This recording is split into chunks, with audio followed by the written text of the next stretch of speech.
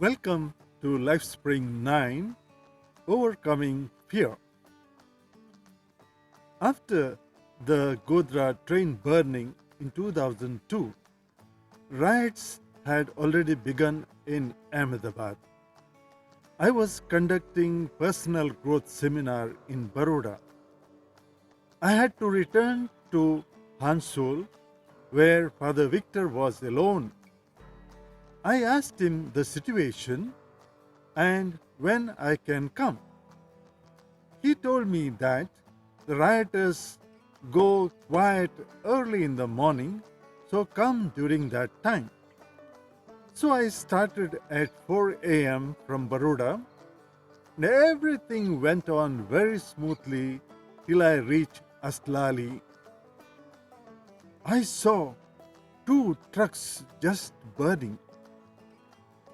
And suddenly, a flash of thought occurred to me. Oh, a group is coming and attacking me. And I was no more myself. Fear gripped me. All of a sudden, all my senses went paralyzed. Suddenly, the vehicle stopped. I did not know for how long I sat there. After some time, 2 vehicles passed in the opposite direction. Slowly, I came back to my senses. I took the vehicle to the side to park. I met some truck drivers there, and they told me that just a few minutes ago, a big group had set fire to those trucks. And one of the drivers told me to take the inside road to go to Hansol. So I started the vehicle and proceeded. Within a short while, some yards ahead, a big group was there with all the weapons. I had only 2 options: run over them and get killed, or stop. I stopped. They surrounded the jeep from all sides. There were sharp weapons in their hands. I lowered the side glass and I told them that I am from St. Xavier's School, Hansol. I want to go there. I gave my visiting card, which was in English. They saw the visiting card. Then they inspected the jeep from inside and they allowed me to go. I had a big sigh of relief and I thanked God for that. They could have attacked me and burnt me along with the jeep, but God's providence saved me. Dear friends, today we are going to see overcoming fear. To overcome fear, we need to face them. Let's see how to do it. How many times do you want to die? Once or many times? Overcoming fear by facing our fear. Let's analyze and find out the source. Take your diary and draw a triangle and write A. Thought, fantasy, B. Feelings, C. Bodily reactions. Recall the latest event where you were frightened or nervous and write inside the triangle in brief. Let's begin with bodily reactions. Write down the bodily reactions. The reactions may include headache, stomach upset, cold hands and feet, trembling, sweating, stiffness in head and neck. Please note, fear or nervousness can be tackled at this level.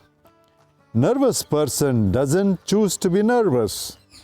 Physical symptoms can't be switched off, so no use telling the person, don't be nervous, Be calm. Second, now write down the feelings or emotion. Of course, it is fear. Please note, if I want to chase away fear, it won't go. Fear comes to us, we don't invite it or choose it. So what do we do then? The secret lies in looking at our fears. Remember, a fear that we don't face will slowly terrorize us. A fear that we look at can be managed or overcome. So we need to look at our thoughts and fantasies. Bodily reactions follow feelings. Feelings follow thoughts. Since we can't tackle bodily reactions and feelings at that level, the solution lies in addressing our thoughts and facing them. Come on, let's do it. So I ask myself, what is it I am afraid of? Please note, if you ask the question honestly and listen to answers you get from within, you are well on the way to freedom from fear.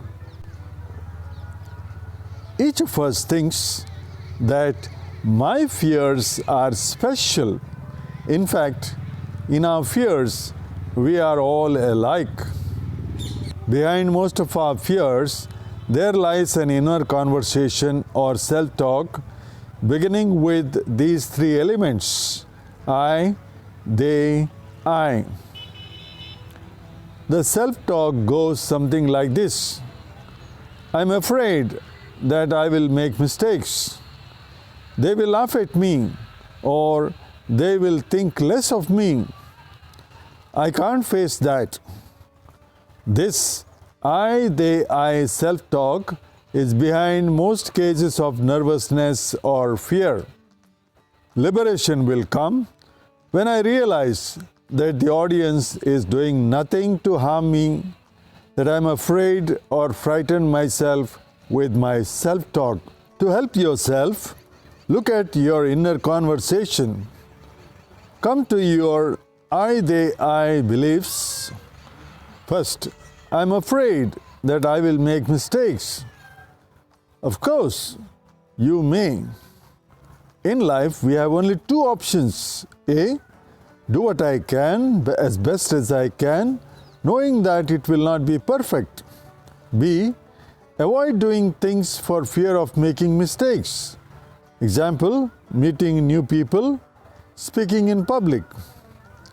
We don't have a third option, namely, to do something perfectly without any flaw. Illustration: Helen, a counselor trainee, has to coach a group for role play on family sculpting. Rose, the faculty member, asks about her feelings. Helen says, I am very nervous. Then Rose takes a promise from Helen to make at least 2 mistakes. Helen promises. What is the result? Helen coaches successfully without any mistakes. This is the first self-help we can practice. Tell yourself it's okay to be imperfect. Second, they are going to laugh at me. The fact is, most people are thinking about themselves as you are doing when you get scared. They are not thinking about you. They are not keen in pulling you down or putting you up. Their main interest is themselves. If what you say is useful to them, they will listen, or else they will switch off. 3. I can't face that. Well, you can. You have more strength than you think. If you tell yourself this deadly message, I can't face them, a number of times, you will end up believing it. Maybe others treated you as if you could not do certain things. frightened you with horror stories when you were too small to think for yourself. Good news is that what was learnt can be unlearned. Steps to cope with fear. 1. Admit, not to minimize, make light of, or laugh off your fear. Otherwise, it will surface again. Admit that you are afraid. 2. Analyze. Ask yourself, what am I afraid of and why? Go through your self-talk in a diary and accept that the self-talk is causing fear and nothing else. 3. Accept yourself fully. To help yourself, do the self-inventory exercise of writing assets and liabilities in your diary. 4. Share with a matured person your analysis and self-inventory exercise. What is the result? I become comfortable with myself. I have no fear of making a mistake. I develop the feeling of I can do it, I can manage it, I can face it. Thus, I develop confidence in myself. How to find out I am not comfortable? Whenever I hear about, look at my mistake or weakness, if the thought comes, I should not have done it, this should not be in me, it shows that I am not comfortable with myself. That means I have no confidence, means I have the feeling of I can't do it, I can't manage it, I can't face it. When will fear overpower us? When we are not comfortable with our own self, when we don't have a noble goal to achieve, when we take our eyes off the goal. Please remember, obstacles are those frightful things you see when you take your eyes off the goal. Hannah More. Every time fear lives in you, you die. All the best for your journey of overcoming fear. God bless you.